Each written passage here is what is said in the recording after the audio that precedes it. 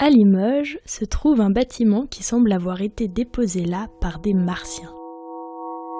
En fait, il fait partie de l'espace scientifique et technologique d'échange et de recherche Esther Technopole, point de rencontre entre les écoles et l'université, la recherche et l'industrie. À l'intérieur, on trouve des humains, avec des préoccupations, tout ce qu'il y a de plus humaine.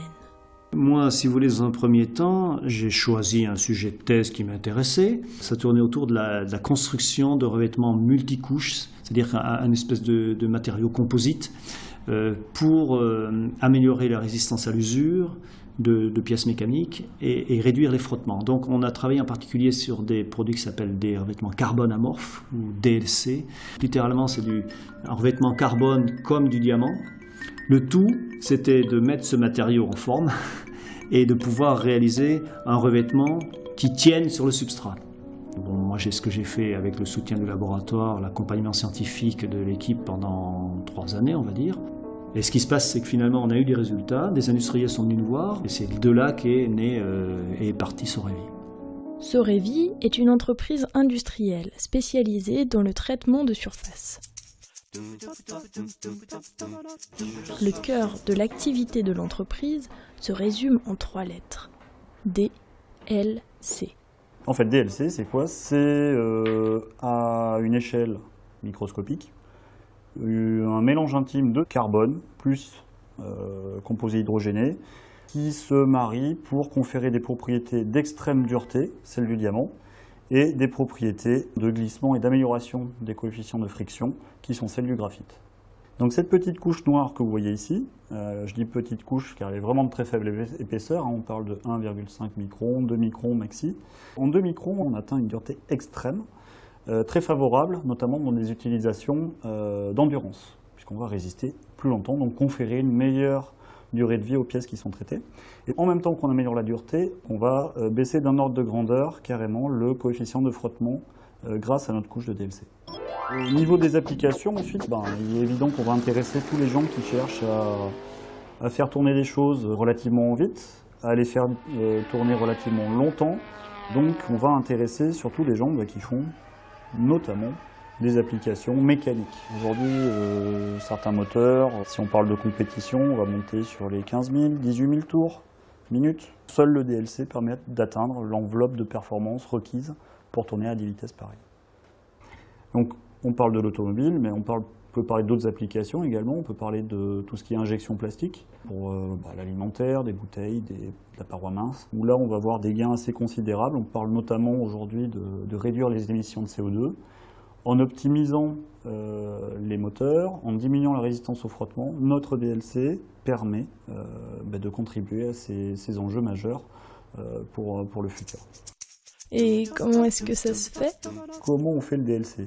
En gros, le DLC par lui-même, est-ce qu'il adhérerait sur de l'acier? La réponse est non. Le plus compliqué, c'est de trouver la bonne combinaison de sous-couches qui va, elle, adhérer très fortement au substrat acier et ensuite adhérer également au DLC. Donc on a une nécessité d'avoir une préparation de surface aussi parfaite que possible. Sa propreté va être un élément clé également.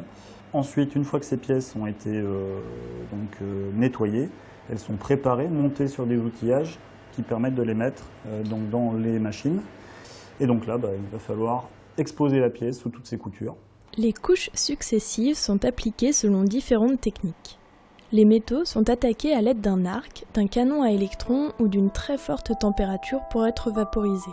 La vapeur métallique diffuse dans la chambre vide et est attirée par un champ électrique vers le matériau traité, dont elle va pénétrer intimement la surface. Les gaz, qui contiennent en particulier le carbone, sont mis en phase plasma, le 4e état de la matière, par l'application d'un champ électrique. Le gaz va alors se dissocier et devenir très réactif. Il va ainsi s'accrocher très facilement et fortement aux premières couches déposées sur le matériau. Derrière le chercheur qui va faire sa découverte, génial, sa mise en œuvre, il va falloir qu'il ait son équipe derrière qui permette de structurer l'activité pour construire quelque chose de pérenne. Dans le domaine de l'innovation, plus que dans tout autre, l'expérience des uns peut aider les autres. C'est l'idée de l'incubateur. Mais qu'est-ce que c'est qu'un incubateur ? Il existe des savoir-faire dans les laboratoires, mais entre l'existence d'un savoir-faire qui peut être commercialisable, valorisable, et la création d'une entreprise en tant que telle, il y a un pas qui est souvent très difficile à franchir parce que les gens qui sont en charge de ces connaissances, souvent, c'est pas leur job tout simplement.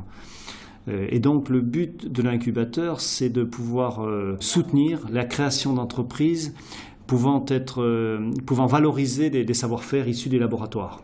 Qu'est-ce qu'on va vendre, à qui, quand, comment, combien, quels moyens il va falloir mettre en œuvre, et puis finalement quels sont les gens qui sont prêts à s'engager dans cette aventure. On sait faire des protos, et c'est déjà bien, c'est ça qui fait qu'on va arriver à se convaincre que ça marche.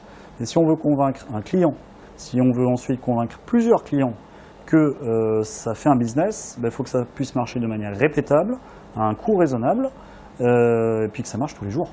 On voit ce qui se fait, mais on ne voit probablement pas ce qui se fait pas non plus. On parle toujours des États-Unis, etc. Il y a des fonds d'amorçage que les gens y lèvent 10, 20 millions de dollars. Mais je pense qu'on ne voit pas aussi tout le tas de petits projets qui, eux, ne lèvent pas ces quantités d'argent et qui, en fait, sont quand même indispensables au développement des autres. Parce que les grands projets, si un jour il n'y a pas de petite structure autour, ils n'existent pas. Et ça marche. Mais chut, d'autres idées sont en train de couver dans l'incubateur.